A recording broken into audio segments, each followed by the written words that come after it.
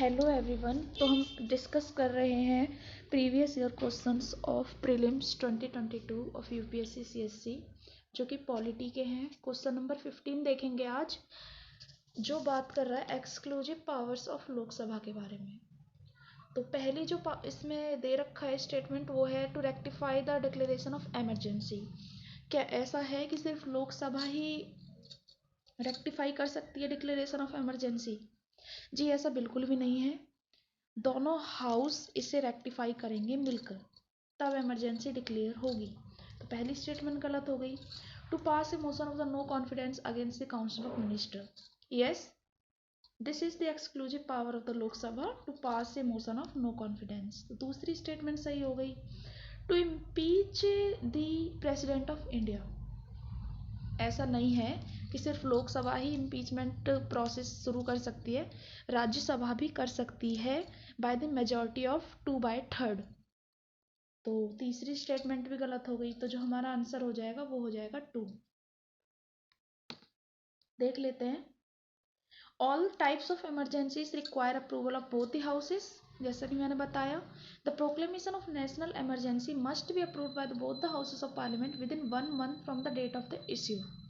जो प्रोक्लेमेशन कर दिया जाएगा नेशनल इमरजेंसी, उसको अप्रूव्ड कर दिया जाएगा विद इन 1 month, और जो प्रेसिडेंट रूल के लिए विद इन द 2 month, और फाइनेंशियल इमरजेंसी के लिए विद इन 2 month। ये हमें याद रखना है।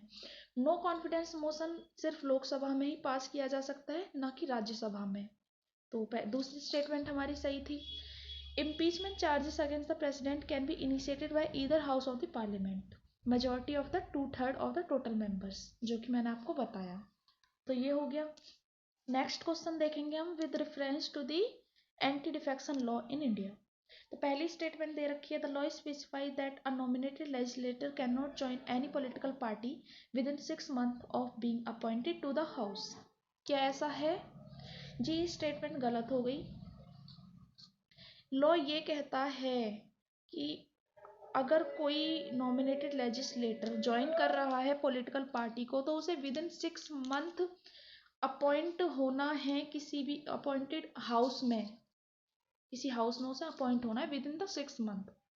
तो पहली स्टेटमेंट हमारी गलत हो गई, क्योंकि इसमें बोल रहे कैन नॉट ज्वाइन, लेकिन वो ज्वाइन कर सकता है बट विद इन 6 month। इसमें से एक कैन नॉट हटा दो तो ये स्टेटमेंट हमारी सही हो जाएगी, बट अब ये स्टेटमेंट हमारी गलत है। दूसरी स्टेटमेंट है the law does not provide any time frame within which the presiding officer has to decide a defection case। Law ऐसी कोई भी टाइम फ्रेम प्रोवाइड नहीं करवाता कि प्रिसाइडिंग ऑफिसर डिसाइड कर दे डिफेक्शन केस को। तो जो हमारा आंसर हो जाएगा बी हो जाएगा, बिल्कुल सही है, ऐसा कोई टाइम फ्रेम नहीं है।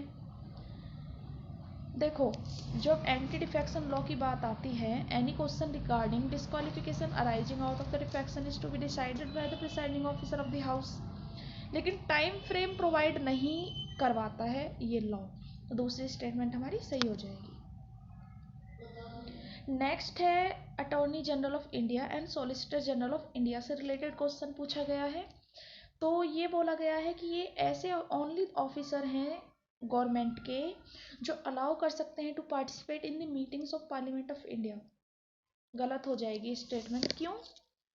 क्योंकि सिर्फ अटॉर्नी जनरल ऑफ इंडिया ही पार्टिसिपेट कर सकता है, सॉलिसिटर जनरल ऑफ इंडिया को ऐसी कोई भी पावर नहीं मिली हुई है। Attorney general of India has the right of audience in all courts of the territory of India, और सॉलिसिटर जनरल को ऐसी कोई पार्लियामेंट्री मीटिंग्स में पार्टिसिपेट करने की पावर नहीं मिली हुई है।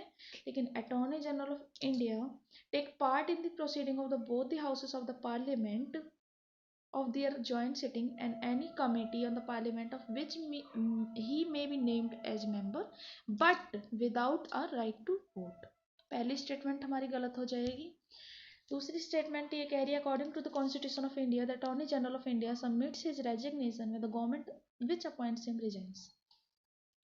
तो देखिए, जिस गवर्नमेंट ने उसे अपॉइंट किया था, जब वो ही गवर्नमेंट चली जाएगी तो अटॉर्नी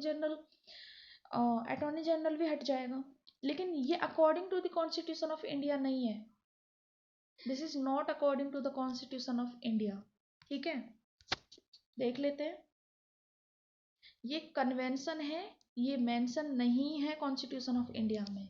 दूसरी स्टेटमेंट हमारी गलत हो जाएगी, दोनों ही स्टेटमेंट हमारी गलत हो जाएंगी। आंसर हो जाएगा हमारा D, neither 1 nor 2। Next question है, with reference to the writs issued by the courts in India consider the following statement. तो mandamus will not lie against a private organization unless it is entrusted with a public duty।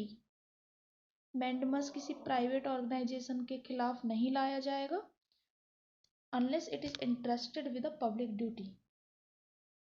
mandamus will not lie against a company even though it may be a government company। any public minded person cannot be petitioner to move the courts to obtain the writ of quo। तो answer तो इसका सी हो जाएगा। पहली और तीसरी statement सही है, दूसरी सही नहीं है, क्योंकि मैंडमस लाइक कर सकता है अगेंस्ट अ कंपनी। तो दूसरी स्टेटमेंट हमारी क्या हो जाएगी, गलत हो जाएगी। दूसरी स्टेटमेंट गलत है तो हमारा आंसर हो जाएगा 1 और 3। तो कुछ जान लेते हैं मैंडमस और रिट क्यो वारंटी के बारे में।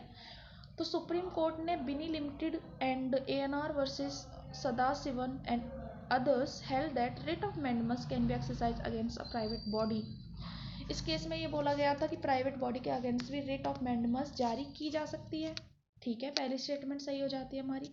mandamus का जो लिटरली मीनिंग होता है वो होता है वी कमांड। मतलब जो कोर्ट होती हैं वो रिट mandamus को इश्यूड करती हैं by the to a public official कि वो अपनी ड्यूटी को अच्छे से परफॉर्म करें, और अगर वो फेल हो जाता है या रिफ्यूज कर देता है परफॉर्म करने से तो मैंडमस जारी किया जाता है उनके खिलाफ। It can be issued against any public body और corporation and inferior court, a tribunal और government company for the same purpose. तो स्टेटमेंट 2 तो करेक्ट नहीं है, क्योंकि हो सकता है ये पब्लिक बॉडी के लिए भी। क्यो वारंट और writ can be issued by any interested person and not necessarily by the aggrieved person. तो क्यो वारंट जो रिट है उसे कोई भी इंटरेस्टेड पर्सन क्या कर सकता है, इश्यू कर सकता है। नेसेसरी नहीं है कि वो एक अग्रीव्ड पर्सन ही हो। तो तीसरी स्टेटमेंट हमारी सही हो जाएगी। आंसर हो जाएगा हमारा सी। नेक्स्ट क्वेश्चन पूछा गया था आयुष्मान भारत डिजिटल मिशन से रिलेटेड। तो private and public hospitals must adopt it, मतलब मस्ट है कि वो उसे अडॉप्ट करें। क्या ऐसा है जी? ऐसा बिल्कुल भी नहीं है।